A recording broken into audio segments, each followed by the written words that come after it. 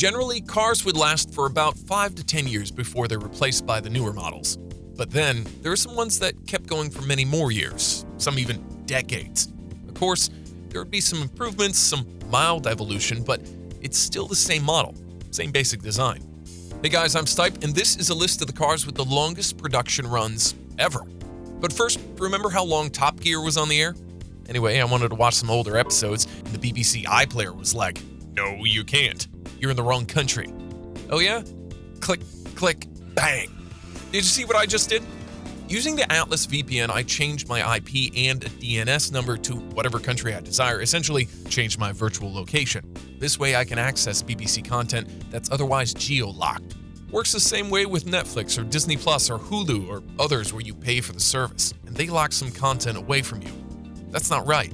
It's also cool that all my traffic is encrypted, so no one can salvage my information and sell it on the dark web. If they try, all they get is this. Atlas VPN is available on all the popular platforms, and get this, you can now have it for 86% off. What?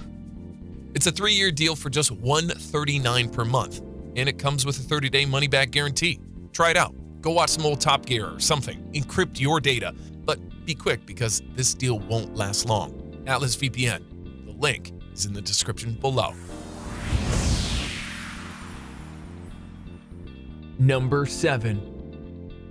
It all started in the 70s when the Shah of Iran, who at the time was a big stakeholder in Mercedes, came up with the idea. "You guys have this unstoppable Unimog thing.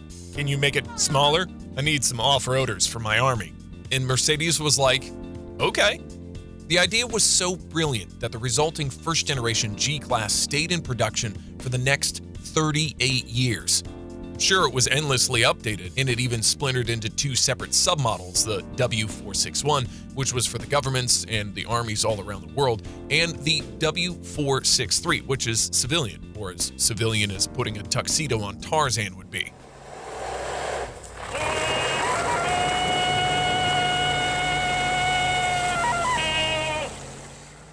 But no matter what the interiors were like, each one was sitting on a military spec frame.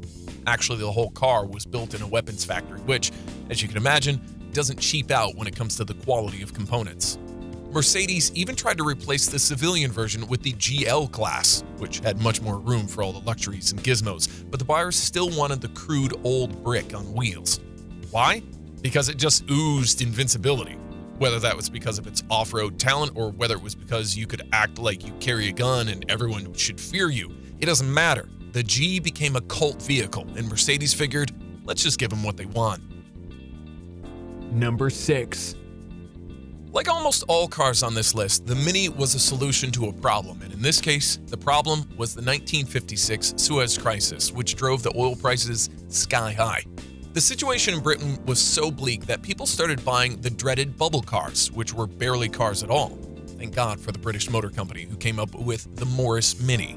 A tiny economy car, but with a spacious interior that could fit 4 adults and their luggage. The Mini was an instant hit, and something that was sort of a happy accident, it was good at racing too.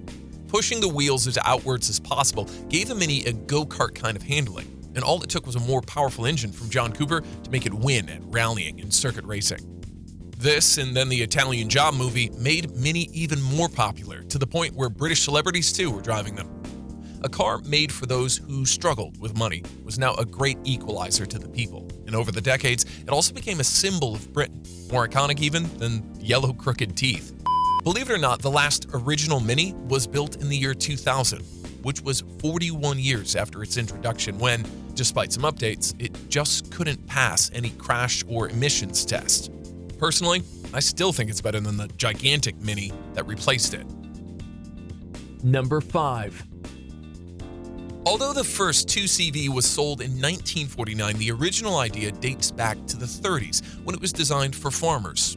It was incredibly simple, almost like an umbrella with wheels, and a suspension so soft that it could drive over a plowed field with a basket full of eggs without breaking any. But then the war happened and the 2CV was postponed until some better time, a happier time. 1948 Paris show, and the cheap Citroen was finally premiered with an updated, more civilized design. This time around, it wasn't just for farmers, but for the masses. The Frenchies loved it.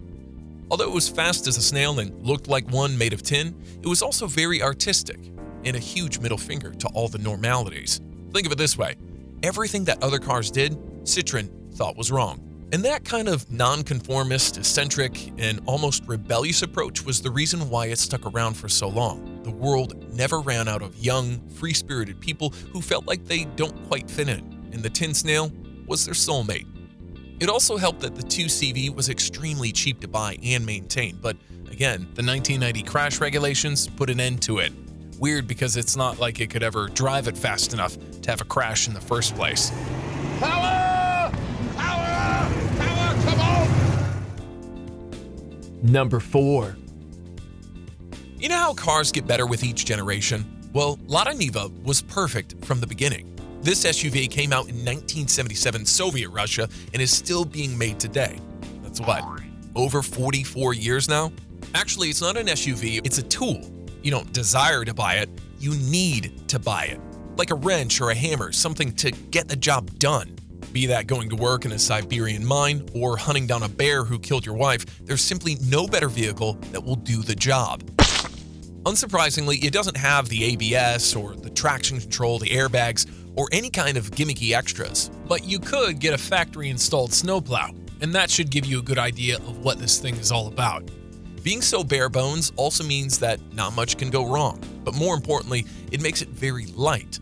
That helps a lot when the going gets rough, just like having a 3-way locking differential does.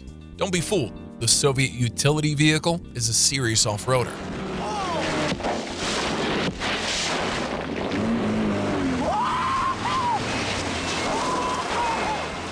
Compared to the G-Wagon, sure, the Niva is not as good, but it's half its weight, fifth its power, and most importantly, a 20th of its price.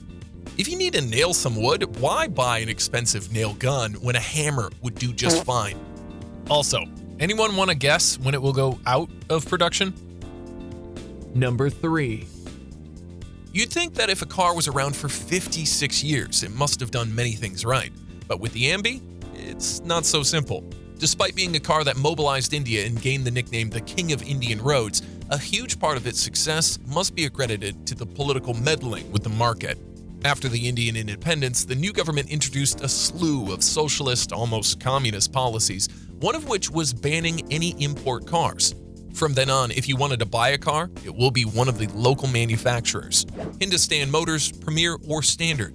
Without much competition, this rebadged Morse Oxford thrived, in part thanks to the owners of the Hindustan Motors Company, the Birla family, who used their political influence to make it an official car of all the government branches.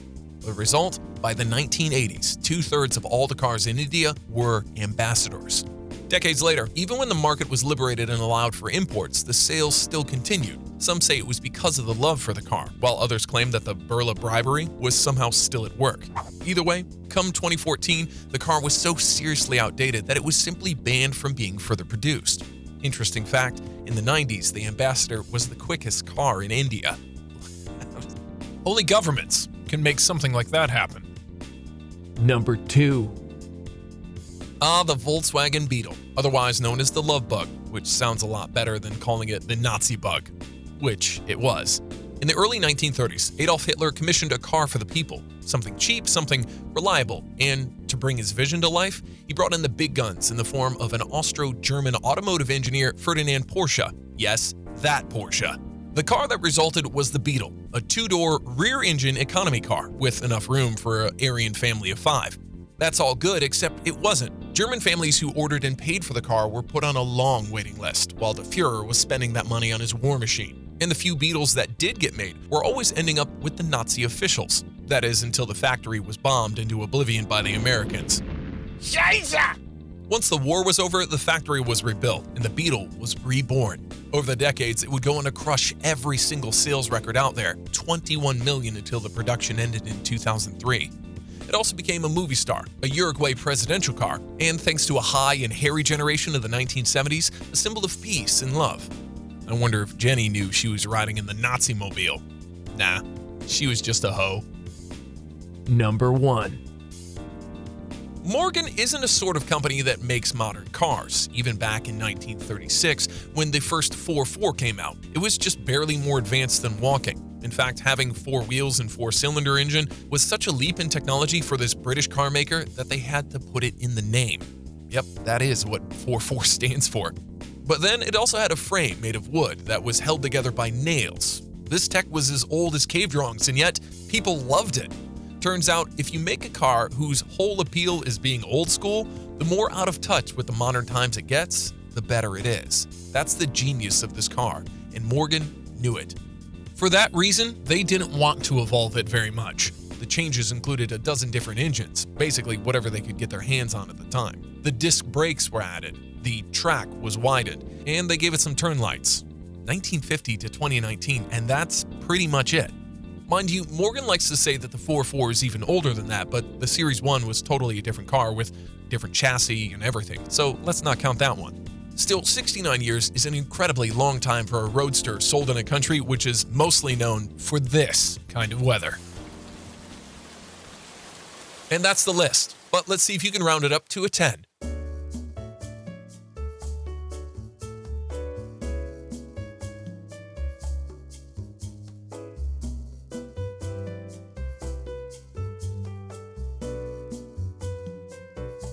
Did you recognize him? Which one of these oldies is your favorite? Comment down below, like, dislike, pick your nose, and I'll see you in the next one.